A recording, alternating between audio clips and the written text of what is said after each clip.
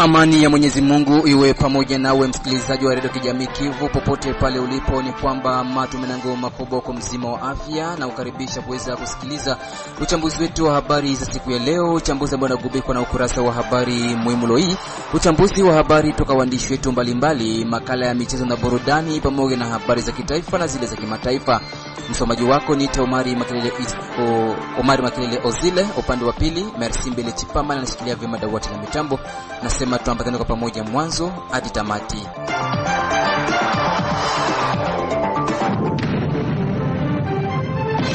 Kabla ya kuingia kwa undani wa uchambuzi wetu wa habari zenyewe kwa kina, nampisha mwenzangu mchumbe wa mkulima na Fatuma kwa habari muhimu. Omari Makelele Ozile, habari muhimu katika siku ya leo. Acha tuanze na habari hizi za mji wa Baraka zisemazo kuwa shirika la raia mjini Baraka limetaja kuto kufumbia macho swala la viwanja vya kiserikali kuzishwa kiolela na watu kadhaa mjini humu kinyume cha sheria. Na huko Uvira ni kwamba kuarifu serikali ya jimbo la Kivu ya Kusini juu ya kuonekana kwa ujumbe wa wafanyakazi wa kampuni ya wachimbaji madini ya Wachina ndani ya mji wa Uvira na kuomba raia kuwa macho, ndio lengo kuu la mkutano wa vyombo vya habari ulioandaliwa nalo shirika jipe la raia pa Uvira. Tutamatishe habari muhimu na habari hizi za kitaifa ni kwamba waziri wa madini Louis Watum Kabamba amesema kufurahishwa na maendeleo yaliyopatikana kwenye sekta yake ambayo imewezesha kuvutia takriban dola za Kimarekani bilioni 40 za wawekezaji. Mzetu Safari Dilwe Alimasi pamoja na Izake Mulucha Ashibe watakuwa na mengi zaidi kwa habari hizi. Omari Makelele Ozil naweka nukta kwa habari muhimu. Asante sana mchumbe wa mkulima na Fatuma kwa ukurasa wa habari muhimu. Tujikite ndani ya uchambuzi wetu wa habari zenyewe kwa kina, tukianzia katika mji wa Baraka. Ni kwamba uongozi wa chuo kikuu cha Kiganga mjini Baraka Eastern Baraka umeomba kwa wanachuo ambao bado kujiandikisha kuwahi mapema, kwa kuwa hivi karibuni watasitisha harakati za kuandika wanachuo wapya kwani muda tayari unakaribia kuisha. Profesa Bawili Lokeleta Ngoni, kiongozi mkuu wa chuo cha Kiganga mjini Baraka, amesema kuwa kuna wanachuo ambao bado wanaendelea kubaki manyumbani na tayari kozi imeanza. Shughuli za shule zilianza mwaka mpya wa masomo 2025 na 2026. Mwaka huu tumeuanzisha rasmi tangu tariki 24. Tumeanza tayari na mafundisho, yani makuru. Zimeanza tangu siku ya kwanza hapa, yani tunakuwa na siku 3 tangu harakati za elimu kuanza hapa. Tunashukuru community ya territoire ya Fizi na vile ya Baraka kwa kutupatia confiance kwenye chuo kikuu cha Kiganga Eastern Baraka. Wanachuo ni wengi wanakuja na wengine wengi wanazidi kufika kila siku, lakini cha muhimu zaidi ni kuwaambia jamaa zetu au wanachuo wengine ambao wanania lakini hawajafika ni kwamba waje haraka, kwa maana juma kesho hapa tutaacha kupokea wengine wapya, kwa maana tukiwapokea wapya itatubidi tena turudilie tena zile elimu, na hiyo sio nzuri. Tunawapatia Ijumaa waje mbio ili siku ya kwanza ijayo waanze na wenzao elimu zingine, waendelee pamoja, wasikue na ile retard. Wote kadiri walivyoandikwa wanafika kila siku shuleni, na hiyo ni jambo nzuri sana. Na kila siku tunaona wa kuandikwa wapya, na wakimaliza harakati za kuandikwa wanakuja kujiunga na wenzao. Tangu siku ya kwanza kumekuja wapya ambao waliandikwa ile siku ya kwanza na wakajiunga na wenzao. Ndio maana tunawahimiza wale ambao hawajaandikwa waandikwe mbio na wajiunge na wenzao ili waendelee hali moja kwa harakati ya elimu na wenzao. Mwishowe Bawili Lokeleta Ngo amepongeza wazazi ambao wanaendelea kutuma watoto wao kwenye chuo hicho, kwani kina umuhimu mkubwa hasa kwa maisha yetu ya kila siku. Elimu ya Kiganga ni mojawapo wa elimu zenye manufaa sana kwa jamii. Hawa ambao wanajitolea kusoma Kiganga ni watu ambao wanatolea maisha yao kwa kusaidia maisha yetu. Kila mtu ambaye anaishi, anapumua, ana haja ya mganga. Kadiri tuna haja ya chakula, tuna haja vile vile ya mganga. Kila siku ile tuna haja ya mganga, na hiyo tunawashukuru na kuhimiza tena jamii. Tunawashukuru kwa maana walielewa umuhimu wa chuo kikuu cha Kiganga, na tunawahimiza tena kwa maana waendelee kusapoti watoto wao wasome Kiganga ili wawe na manufaa mengi kwenye jamii. Kuhusu wali ambayo elimu inapangwa hapa, nadhani sio mwaka wa kwanza tunatumika sana na radio yenu, Radio RCK. Mnajua gisi mambo tunavyoyapanga hapa. Tunapanga hapa, kuna nidhamu, discipline, kuna ordre hapa kuna hao vijana ambao wamefanya tricherie, tumefukuza vijana kama 5 hivi wametrishe hapa na tumewafukuza. Ili ni kwamba kuonyesha kwamba kazi ya kiganga mtu haupaswi kutrishe. Hautakwenda kutrishe kumwili ya mtu. Ni watu ambao tunafunza ili kwamba watutunze kesho. Tukikuwa na ile wanaita légèreté, itakuwa tuna créer danger, na ndio maana wale ambao wanakuwa na utovu wa nidhamu, ambao hawaheshimishi kanuni za chuo kikuu, sisi tunakuwa na ya kuwafukuza ili kwamba waende mbali sana, wasikie kuwa danger kwa jamii yetu. Vile vile walimu wako hapa, tuko na mastructure nyingi sana kwenye tarafa na vile ya Baraka, wanafanya stage nzuri waganga wetu kwenye structure, na waakompanye vizuri, wanawankadre mzuri, na tuna vile vile walimu wengi hapa. Zaidi ya hawa tuna walimu ambao tunawaalika kutoka nje. Kutathmini swala la kuzagaa kwa uchafu kiolela mjini Baraka ni lengo mojawapo ya kikao kilichoitishwa na uongozi wa vijana mjini Baraka siku ya 3 hii ya tarehe 5 Novemba 2025 ndani ya chumba cha vijana mjini Baraka, kikao ambacho kilikusanya makapita wa mji huu. Degole Malembewe Kubo ni kiongozi wa vijana mjini Baraka, ameeleza mengi kuhusu kikao hicho. Ndio tulikuwa na reunion leo na ba chef de quartier bote wa mvila Baraka, komuni zote 3. Tulikuwa tunaongelea juu kufanya etat des lieux ya Salongo na kuona gisi Salongo zinafanyika. Mwingine natakata meomwe uchafu haiko gere, atuye uchafu itakuwa natukua wapi, watu wananyorosha mitaa, uchafu ina nafasi ya kuipeleka. Alors ndio tulikuwa tuna refreshir kama kuangalia niveau vila Baraka kukuwe poubelle itakuwa public, yenye itakuwa na watu wanakamata uchafu wote ya vila Baraka baenda iweka fasi zingine. Sasa gisi inakuwa kama eneo zingine zishaendelea, parce que leo parcelle za kwanza kidogo utaambia mtu mwiko na 5 si 10 achimule tena mparsele yake, poubelle shakuwa difficile. Omwe bato wako nasema vitu masashe masaki na kwa bako na beba mapubele za plastiki, mikisha yala ile uchafu tenda wapi? Ndio kunaona pollution ya environment lake na yala na uchafu. Wakati ya mvula watu kutupa mabuchafu zinaenda bibako karibu ya Tanganyika, wanasufiri. Ndio maana kolera ziishi na maepidemi zingine.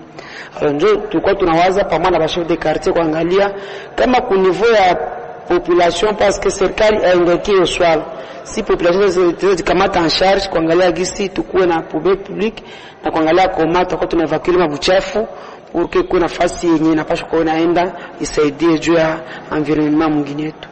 Bon, il est vrai que ba chef de quartier bote walifurahia hiyo projet, na meya wa jiji tayari ameisha tupatia fasi poubelle publique itakuwa pale Mongemonge. Mena kesho tuko mwa hapa ni kuangalia watu watakuwa na contribuer ngapi pour que tuko tunapata hizo gari za kamata hizo uchafu na kuenda zitupa, bali watakuwa tumika zile gari watalipiwa.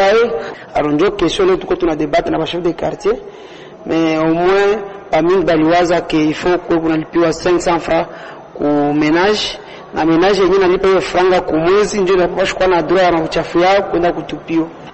Mwishowe Degole Malembewe Kubo ameongeza kuwa raia wenyewe wana nafasi ya kusafisha maeneo yao. Sasa vile jeunesse tukipata wazo tunapatia watu, bakitika tani bakikatala hakuna kuforcer. Et que donc mawazo tulipata tunapropose population ya Baraka, bakitika wakiona ke inawafaa tunafaa hivyo, na wakiona kwamba ke haitapita tunaacha. Donc si hatuna forcer mtu, hakuna vingine, meomwe ni kusensibiliser watu. Leo fika ku senses balitia pale mapoubelle publique, mais ile buchafu na yala inaongea mpaka chini, na wengine wanaleta ingine buchafu fasi na haribika. Ndio maana tuliona kwamba tusensibilize watu, tuzikamata ashari na kutengeneza mji wetu. Ujumbe wangu wa mwisho ni kusema bali tupatia vile. Shini tunapaswa kutengeneza vile yetu, na mawazo ya kurandre vile tukua propre abikuanzia hapa vinakuwa kafasi zingine. Leo hata mkapitali Kinshasa mvule kinyesha ni hasara sana. Ile itatuma shie tustengeneze mji wetu. Kinshasa ni kapitali buchafu kwa mingi. Megoma ni province minatakati. C'est pour autant dire que kila watu kwenye wiko banaanza kamata decision kusafisha mwingine yao bila hata kuchunga serikali fanye kiwa saidia paske tunaya madhaifu ya serikali yetu. Tusalie tu katika mji wa Baraka ni kwamba shirika la raia mjini Baraka limetaja kutofumbia macho suala la viwanja vya serikali kuuzishwa kiolela na watu kadhaa mjini humu kinyume cha sheria.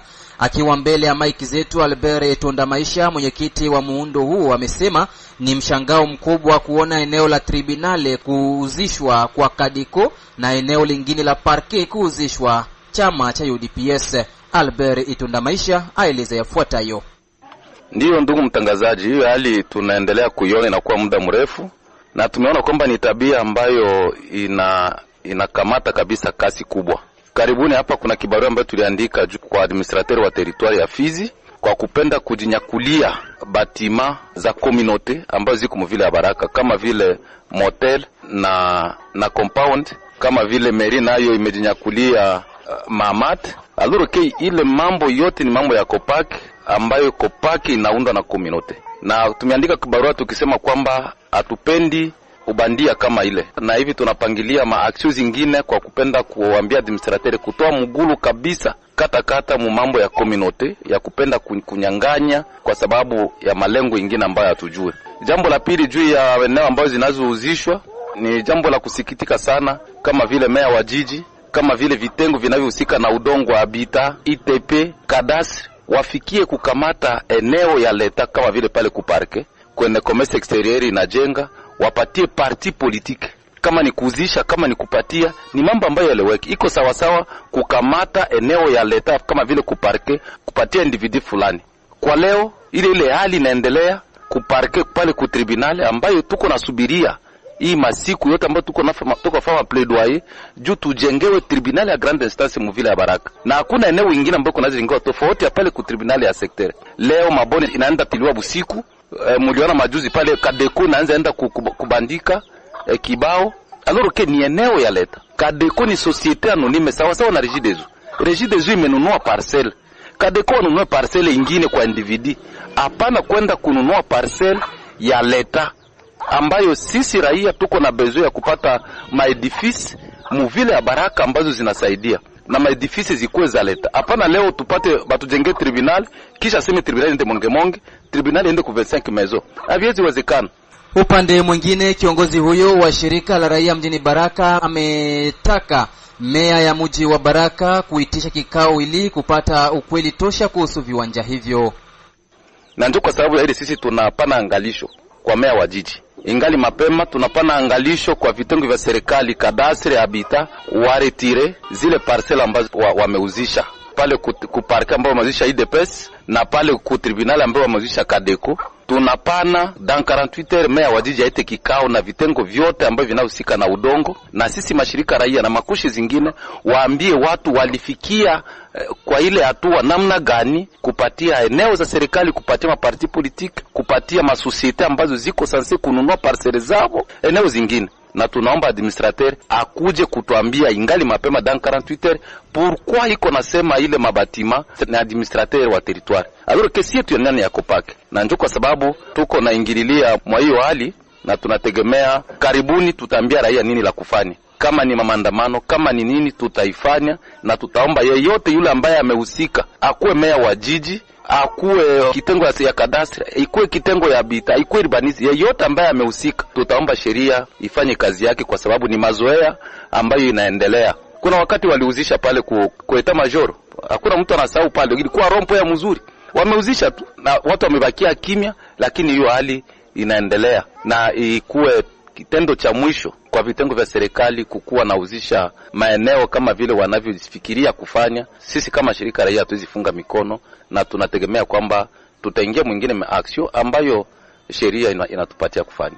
Hakuna mtu ambaye yuko na haki ya kujichukulia, na kama ni kupewa kuko eneo ambao watu wanapaswa kupewa. Kama ni udongo ya leta kuko procedure. Udongo ya leta inataka geuka ipewe mtu ama ipewe asbel ama ipewe societe ama ipewe parti politique. kuko procedure. Ndio tunasema meya wa jiji afanye kikao dans 48 heures na aite vitengo watuambie waliproceder kupatia parti politique et de pese pale kuparke, waliproceder kuuzishia Kadeko, na ile sisi itakuwa natusaidia na tutajua namna gani ya kufanya mambo mengine.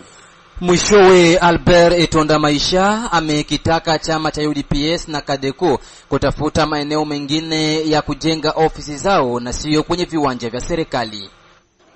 Ndio, ile pesa wajue kwamba wamewadanganya, walipewa bila procedure, na ile haiko eneo ya kupatia parti politique, haiko eneo ya kupatia ba individu, haiko eneo ya kupatia ma societe. Pale ku tribunal, haiko eneo ya kupatia kuzishia Bakadeko kama vile ma societe, haiko eneo ya kupatia mtu ovyo. Iko na procedure yake. Na wale ambao wamefanya ile vitendo kama vile meya wa jiji na vitengo vingine, tunaomba kwa haraka kikao ifanyike, watuambie kwa nini wamefanya ile kitendo ambayo sisi tunategemea kwamba si halali, kwa sababu tumeisha contact vitengo vingine ambao hawajui, hata ambao tunategemea ndio wanapaswa kujua, wanasema wajui. Nani sasa ndio amepana? Kila mtu yuko anajitoa ndani. Aitishe kikao, bila vile itaonekana naye ameitia mkono mwa ile ubandia ambayo inaendelea kufanyika, na hatutafunga macho.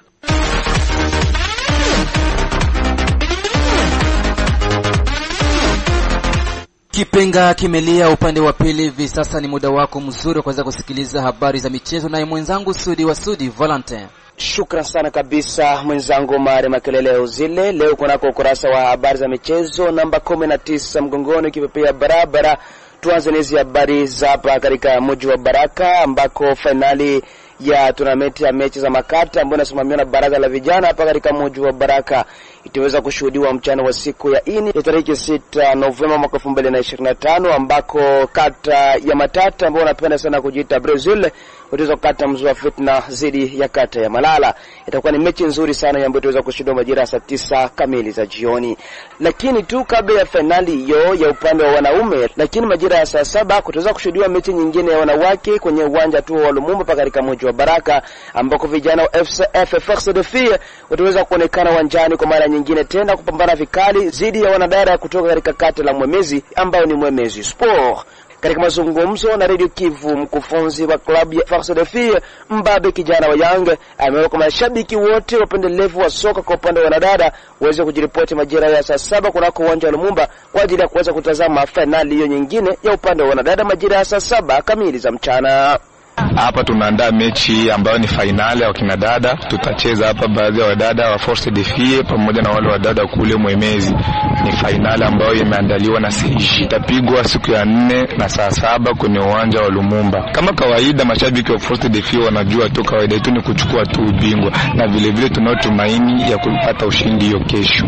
Ningependelea mashabiki wote ambao wanadhaminia wakina dada na vile vile timu ya Force de Filles waje wengi sana kesho kwenye uwanja wa Stade Lumumba ili watusapoti, waone gisi wa dada nao wanajua kusakata kandanda. Tukiwa tu katika mji wa Baraka ni kwamba mambo yanaendelea kupamba moto kwa upande wa ligi ya wakubwa, yani ligi A hapa katika mji wa Baraka, ambako klabu 10 ambazo zinashiriki daraja la kwanza hapa katika mji wa Baraka zikiwa klabu za FC Flambora, klabu ya FC Mwemezi, FC Kibonjo Sport, FC Nyota Club de Baraka, klabu ya FC Tombwe, ES Muungano yapo Mwandiga, TP Orthographe, klabu ya FC Kalunja Sport, klabu ya ES Freedom pamoja na klabu ya FC Nouveau Regime.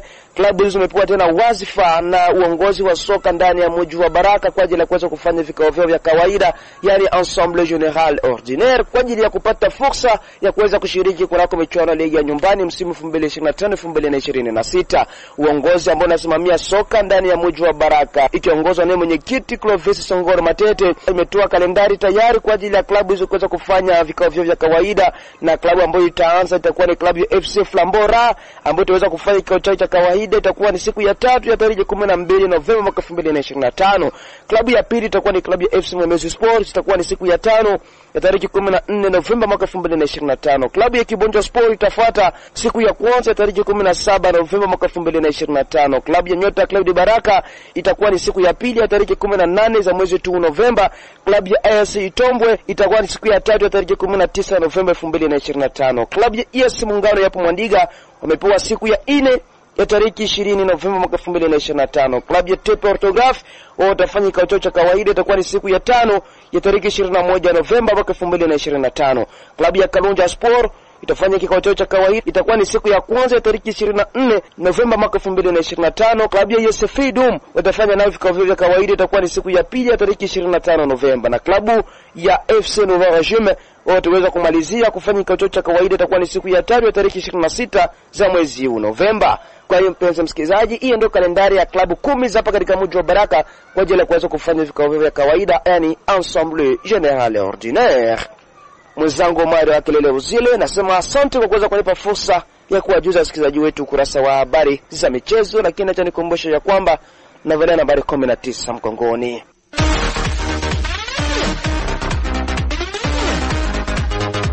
Asante sana Sudi wa Sudi Valente kwa ukurasa wa habari za michezo. Msikilizaji, endapo unakuja kujiunga nasi, unaendelea kusikiliza uchambuzi wa habari za Radio Kivu katika mji wa Baraka kupitia masafa ya FM kunako mita 93.0.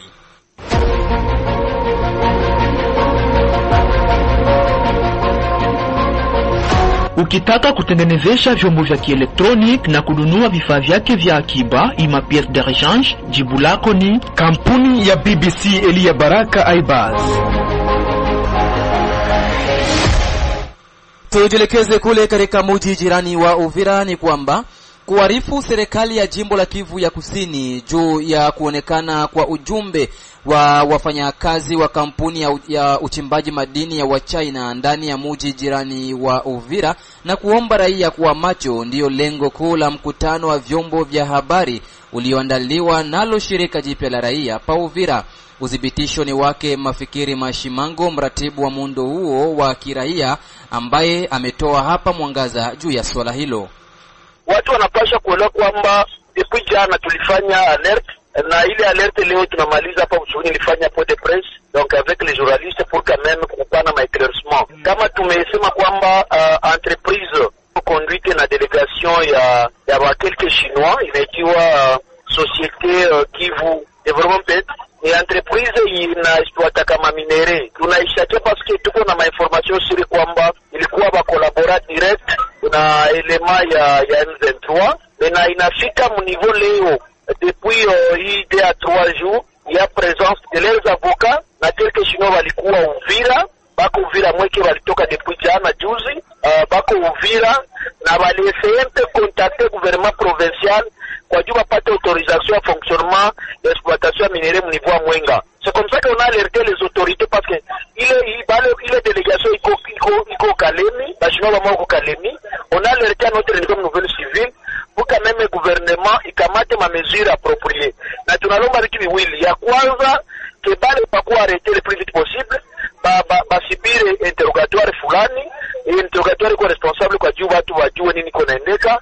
Deuxième chose, tulilomba gouvernement Sud Kivu itusaidie kwanza iache kufanya autorisation ya fonctionnement kwa ile entreprise mpaka jinsi tujue nini inaendeka clairement. Mais à notre niveau hatuna confiance ya toute entreprise nilikutumika na element ya 23 niveau ya Bukavu, niveau ya Goma, kwa sababu inaconstruire une menace sur les plans sécuritaires ya partie ya la province. Na alipoulizwa ikiwa wana udhibitisho gani juu ya swala hilo la Wachina, Mafikiri Mashimango amejibu mara tena. Naweza kuambia kwamba tuko na maelema ndani kwamba bako ba vrai collaborateur M23, na deuxième chose il faut kujua kwamba nous devons être vigilants comme raia. Mtu myatumika aussi dans le cadre d'exploitation minière au moins miezi mingi na M23 les comprendre pas ma relation forte zilifanyika na zinaweza impacter directement si vous voulez bien sécurité ya zone occupée par le gouvernement. Donc à notre niveau hatuna confiance na bale batu étant des collaborateurs directs ya muda mingi na M23. Je crois que c'est le moment ya gouvernement d'abord kamata ma mesure respective za mzuri kwa juu ya kusaidia nos entités zinaziko occupées na M23. Donc hakuna inaturasio kama l'exploitation inatafanyika na ile entreprise alors que ilikuwa inatumika na M23 inaweza kusaidia sécurité ya nos entités parce que il faut kujua kama il y a des relations watu wanaweza tumika pamoja muda mrefu na zinabakia na zinaweza kuwa kufavere ya enemy. C'est pourquoi on est d'abord prudent avant de prendre d'abord autorisation fonctionnement avant ma étude approfondie kujua ni banani pour pour l'intérêt de la sécurité nationale. Na wanda kushirika jipe la kiraia tumefanya kazi, na sasa mimi nakwambia kwamba les autorités sont informées par rapport na ile alerte yetu, et certaines autorités provinciales sont informées kwa sababu les avocats bali va contacter, et que à notre niveau, après avoir eu ces informations, il a revenir maintenant kwa autorité provinciale kukamata ma mesures appropriées pour la défense ya nchi. Les intérêts particuliers ya ibarateze mwa periode, kila raia ya Sud Kivu, Uvira, Fizi, Mwenga apele kutumika kajua kuangalia nini tunaweza fanya kajua kufaire face na enemy. No, raia ikuwe makini, raia endelee kudenoncer parce qu'il y a certaines informations niko na kwambia nilipata par des informations venant kwa raia na wengine na waza yenyewe très important que raia endelee collaborer na kudenoncer pour l'intérêt de la sécurité nationale. Tumalizie uchambuzi wetu wa habari na habari za kitaifa ni kwamba waziri wa madini Louis Watum Kabamba amesema kufurahishwa na maendeleo yaliyopatikana kwenye sekta yake ambayo imeweza kuvutia takriban dola za Marekani bilioni 40 za wawekezaji. Mengi zaidi na Safari Alimasidilwe na Isake Mlucha Ashibe ambaye wameingia kwa undani zaidi wa habari hii. Naam. Waziri wa madini Louis Watum Kabamba ameeleza furaha yake kuhusu maendeleo yaliyopatikana katika sekta yake kutokana na utawala bora ambao umewezesha kufikia hadi sasa takriban dola bilioni 40 za Kimarekani. Maendeleo yaliyopatikana katika utawala wa sekta ya madini yamewezesha kuvutia hadi sasa karibu dola bilioni 40 za uwekezaji. Hatua hizi zimekubaliwa pia na shirika la fedha la kimataifa IMF ambalo limetangaza kifurushi cha dola bilioni 3 kwa ajili ya DRC, alisema waziri Watum siku ya pili katika mkutano wa mwaka wa Glencore DRC 2025 uliofanyika Kinshasa ambako alihudhuria akifuatana na waziri mkuu Julius Suminwa Tuluka. Safari Alimasi, mkutano huo ulikuwa na kauli mbiu Garantir l'avenir, ikimaanisha kuwa kuhakikisha maendeleo ya baadaye kuanzia viwango vya kimataifa hadi hatari za kienyeji, na uliowaleta pamoja wawakilishi wa serikali, sekta binafsi na washirika wa kimataifa kujadili masuala ya uendelevu, utawala na hatari kwa jamii katika sekta ya madini. Akijibu swali kutoka kwa mmoja wa washiriki, waziri alizungumzia mipango ya kuimarisha uwekezaji baada ya shughuli za uchimbaji pamoja na wajibu wa pande zote mbili, yaani serikali na wawekezaji. Katika mkutano huo, Louis Watum Kabamba alisifu uwepo wa kampuni ya Glencore nchini Jamhuri ya Demokrasia ya Kongo tangu mwaka 2007 na michango yake mikubwa kupitia shughuli zake mbili za uchimbaji KCC na Mumi zilizoko katika mkoa wa Lualaba. Alipongeza pia kampuni hiyo kwa uwekezaji wake mkubwa katika uzalishaji wa shaba na kobalti kwa njia inayowajibika. Ndiyo Safari Alimasi, waziri huyo wa madini alisitiza haja ya kuvutia mitaji na teknolojia zaidi, kuhakikisha mgao wa haki wa mapato ya madini na kuendelesha shughuli kwa kuheshimu sheria na wajibu wa kitaifa. Chini ya uongozi wa waziri mkuu Judith Suminwa, serikali imejizatiti kuifanya sekta madini kuwa nguzo ya ukuaji endelevu na jumuishi kwa maendeleo ya taifa nzima.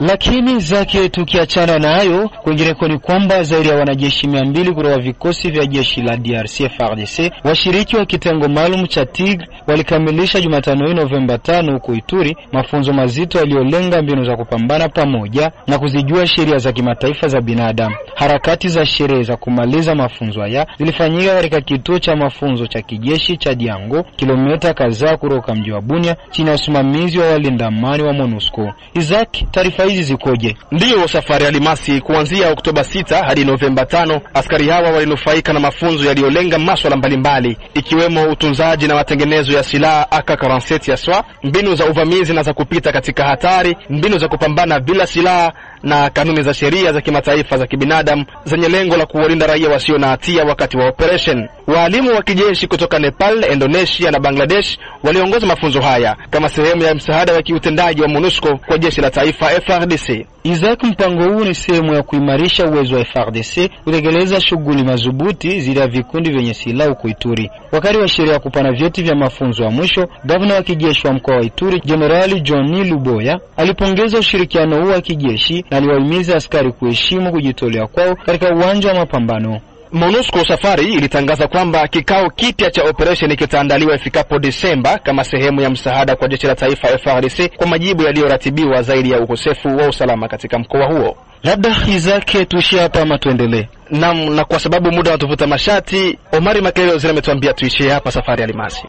Asante sana kabisa vijana wakazi Safari Masidilwe pamoja na Isaac Mlucha Ashibi kwa kutueleza mengi zaidi kulingana na habari hiyo.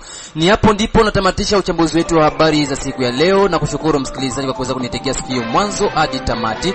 Vile vile sitakosa kushukuru jopo nzima waandishi habari wa Radio Kivu walionisaidia kuziandaa, akiwemo director mkuu Nikodem Kashindi Bon Samaritain. Upande wa pili alikuwa Merci Mbele Chipama, msomaji wako Omari Makilele Ozile. Ciao.